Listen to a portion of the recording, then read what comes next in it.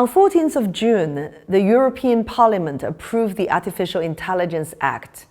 This act established the first comprehensive regulations for AI sector in the Western countries, merely 6 months after the official release of ChatGPT on 30th of November last year.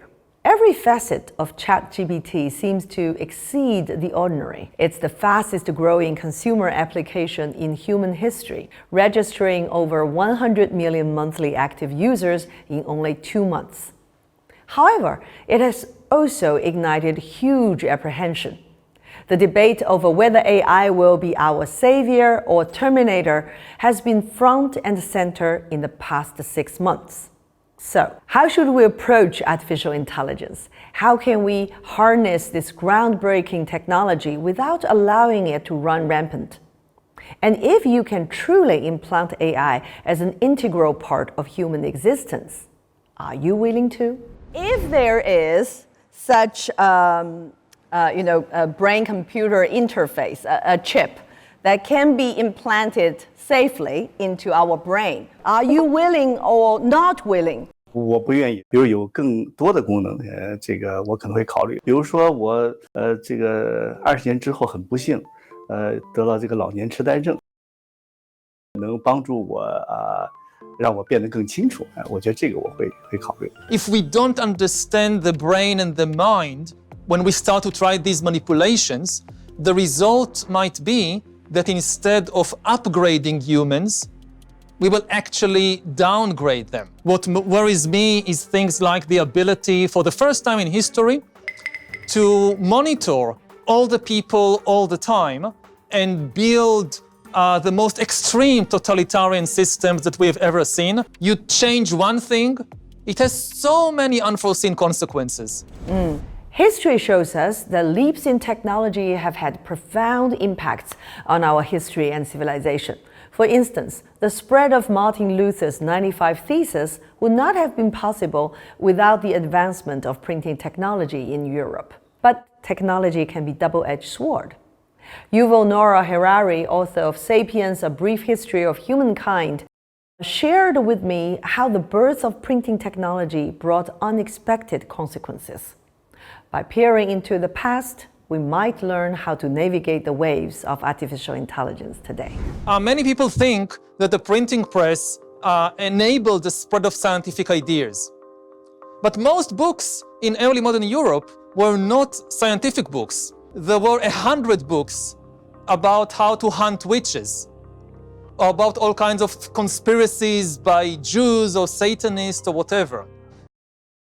Again, technology is always depends on what people choose to do with it.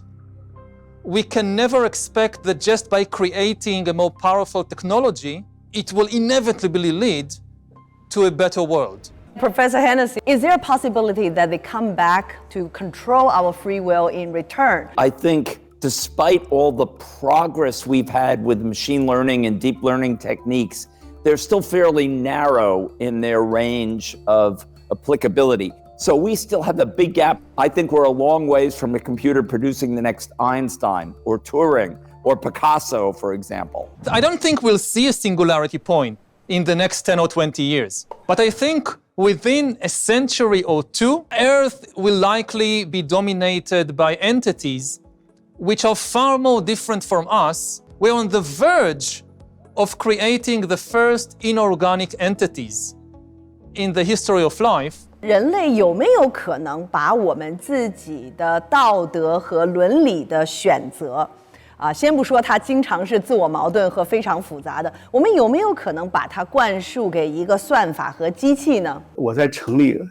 这个智能产业院的时候，在清华的时候，我第一个 email 出去是说我们做 AI 的这个原则，而且我们叫 AI 向善。有3个2的原则，要responsive、responsible 和 resilient。作为技术人，往往说我就做我的算法我就从事技术，往往忘了呢，我们为什么做这件事儿。While hosting many AI-related sessions of different forums, I had discussions with many global scientists and business leaders. Many of them, including Zhang Yaqing, emphasized the notion of tech for good. However, the self-restraint for business interest is doubted. Are there more systematic approaches to protect our common interests against the profit-driven abuse of technology? We need to educate our young people how to think ethically and to focus on what's in the common human interest. And we taught doctors and lawyers ethics, but perhaps we didn't spend as much time teaching people who were future technologists ethics.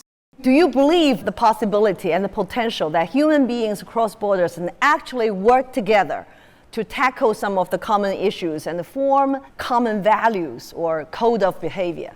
We have a vision that the work we're doing should improve the quality of lives around the world, and that we can no longer think of ourselves as a set of nations which are isolated.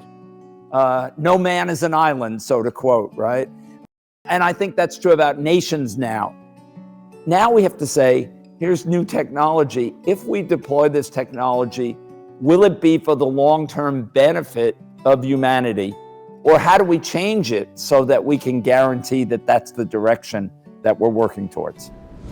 As the ancient philosopher Zhuangzi said, with the Tao, one can master skills, but without it, one's skills will deteriorate. As artificial intelligence sweeps in, it's incumbent upon us all, as individuals and as communities. We should enhance our awareness, cultivate goodwill, build trust, and shoulder responsibilities. Only by embracing shared values can we ride the surging tide of technological advancement and chart a course towards a future that we all aspire.